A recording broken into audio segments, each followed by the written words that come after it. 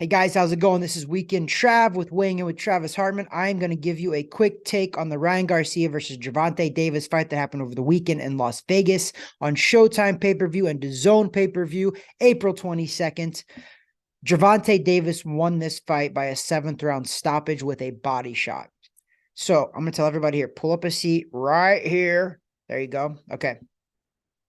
The fight was not rigged. It was a legit body shot. Ryan Garcia took a legit body shot. When I watched this one in slow motion, in fast motion, I didn't even see the punch. That's how fast it was. I didn't even see the punch. I had to wait for the replays before I reserved my judgment. When I saw the replay, it was a legit shot. Now, the problem with most people is they've never been in the ring, which is fair. But those body shots that have that delayed effect, how you seen Ryan Garcia take that body shot, step back, couple movements, then he went down. That happens, guys. It happens a lot, actually. When the body punch is a good shot, your adrenaline's rushing. You don't get a chance to realize how your air has just been knocked out of you until you step back, couple steps, like, oh, and then you're down. It was a legit punch. I have had 46 professional boxing matches, and I've had a couple of those shots.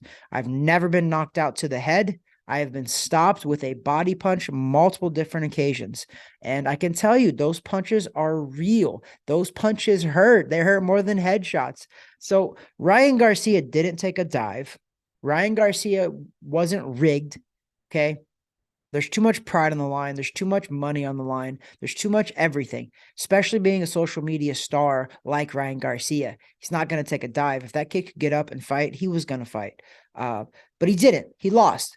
Now to Gervonta. Gervonta put on a great show. This was a fight that I predicted there would be a 11th round stoppage in favor of Tank, Gervonta Davis, and he ended up stopping Ryan Garcia in the 7th round. It was a little earlier than I thought, but nonetheless, it was a good fight, a good stoppage.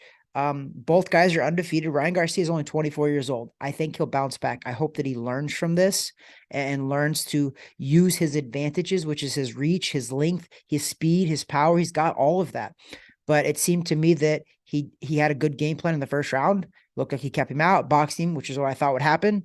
And then Tank doing what Tank does. Tank was breaking him down, slowly getting there, slowly closed that gap enough and slipped a punch, landed a mean hand right up underneath the rib cage. People are saying this is a liver shot. Wasn't a liver shot, guys. Watch the fight. It was under his pec, rib cage there. It definitely was a legit shot. And I just don't want to hear any of this stuff about rigged or he's a coward or blah, blah, blah. Those guys fought their butts off, okay? This fight was fair and square. Gervonta won. Go back to the drawing board, Ryan Garcia. Hopefully maybe get another crack at it later. And what I think the point everybody's missing as well is Gervonta is not even the best 135-pounder. So let's get that straight. First of all, this was not even for a world title fight. This was a catchweight at 136. But the guy who owns all of the world titles, all 4 in that division, is Devin Haney. And he's getting ready to fight May 20th against Lomachenko, who equally is just as good as Tank Davis as well. So let's get that straight. Gervonta is a huge talent. He is. But he's not even the world champion at 135, okay? This was a massive pay-per-view on Showtime and DAZN. I get it. In Las Vegas. Big deal. No title was on the line. Neither fighter owned a title. So let's get that straight for sure, guys.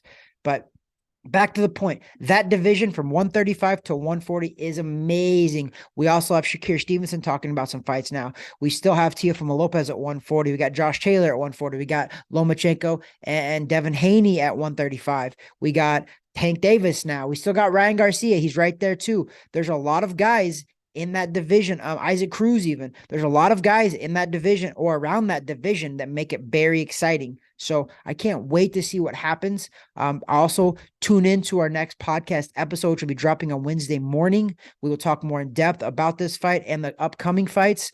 But thank you for tuning in, guys. And I got this one right. I'm back on the win streak. Let's go.